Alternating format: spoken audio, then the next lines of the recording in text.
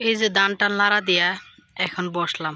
দেখেন চাইরো পাশে হইলো বাঁশের ঝাড়, আর ওই যে হইলো ধান ধান লাড়া দিছি। তো এই কদিন আমি ভিডিও আপলোড করতে পারি না, কারণ হলো সবাই জানেন কম বেশি আমি আমার শ্বশুর বাড়িতে। এই কারণে আমি ভিডিও আপলোড করতে পারি না, ভিডিও ছাড়তে পারি না, নিয়ম মতো লাইভ করতে পারতেছি না।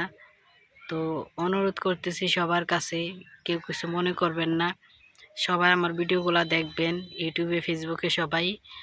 আর আপনারা যেভাবে আমাকে মানে যতটুকু সাপোর্ট করতেছেন আলহামদুলিল্লাহ, অতটুকু সাপোর্ট করলেই হইব।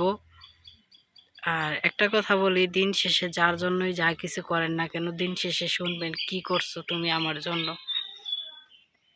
এই কারণেই একটা কথা আছে না, নিজের চরকার নিজে তেল দিতে শিখো।